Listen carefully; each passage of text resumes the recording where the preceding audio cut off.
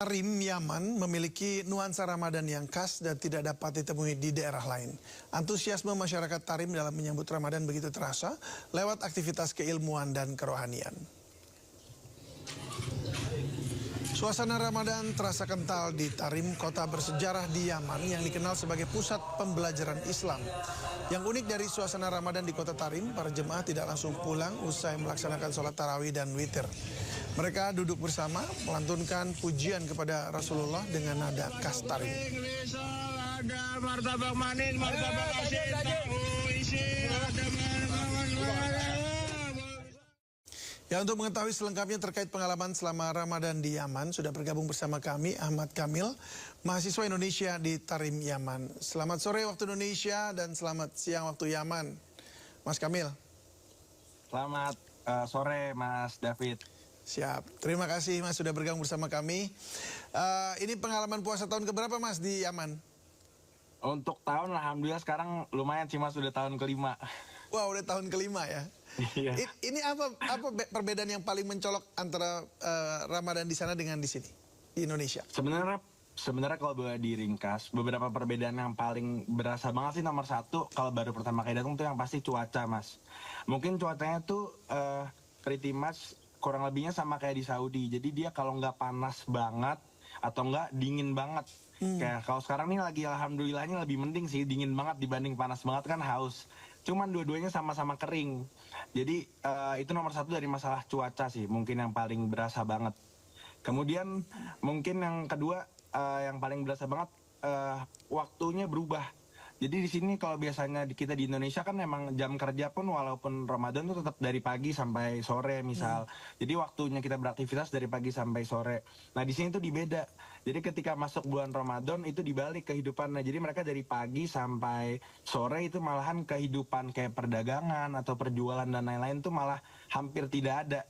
Mulai berjualannya atau mereka mulai beraktivitas mulai dari sore hari setelah asar sampai kurang lebih menjelang sahur lagi. Itu sih Mas mungkin perbedaan gitu? yang benar-benar paling berasa. Terus ya. pada jam-jam dari pagi sampai sore itu ngapain masyarakatnya?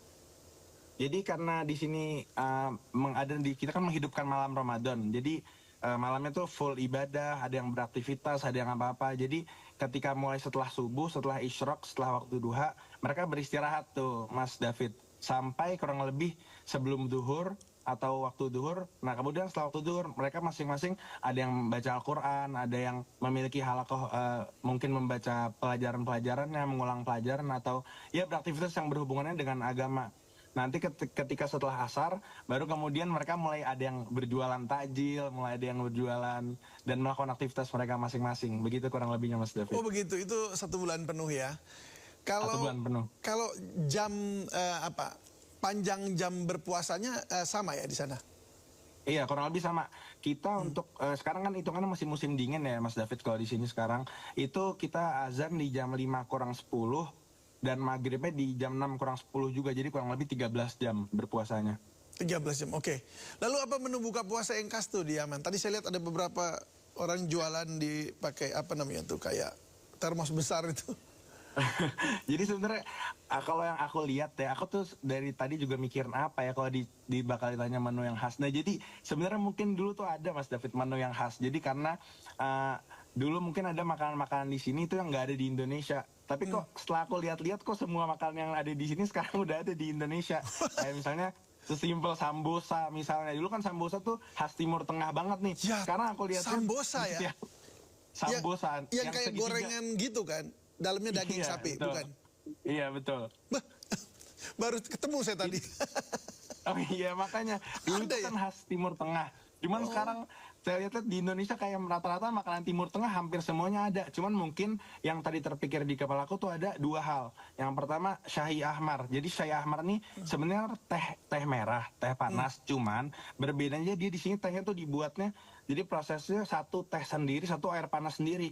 Nanti tingkat kekentalan yang diinginkan sesuai kemauannya konsumen. Jadi karena di sini mereka menggunakan teh itu untuk menggantikan posisi kopi.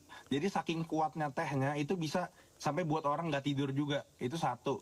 Wah, astaga. Yang kedua, yang kedua ada namanya asidah. Asidah tuh kayak semacam tepung yang diolah sama daging. Nanti dimakannya tuh pakai semacam gula atau madu gitu tuh Mas. Wow, wow menarik juga. Iya. Tahun 2000 berapa ya? 2003 atau 2004 saya pernah ke Yaman juga tuh. Oh, Mas David pernah ke Yaman juga? Sorry, tahun 2010 ya, pernah juga ke Sanaa ya kalau nggak salah namanya. Kota. Oh iya, ada Sanaa, benar. Ya tapi saya belum sempat cobain makanan-makanan begini nih. Waduh sayang sekali, rasanya pengen banget. Nah terus kalau untuk diaspora Indonesia di sana, jumlahnya cukup banyak Kak? Dan biasanya ngapain aja selama Ramadan? Cukup banyak Mas. Jadi untuk di Timur Tengah sendiri sekarang diaspora yang ada di sini WNI menempati posisi kedua terbanyak setelah Mesir. Jadi kalau untuk kegiatan yang mereka lakukan sebenarnya kurang lebih mereka pun nggak ada kayak kegiatan khusus yang mereka lakuin sendiri gitu. Jadi kurang lebih emang mengikuti kegiatan atau adat-adat yang ada di sini.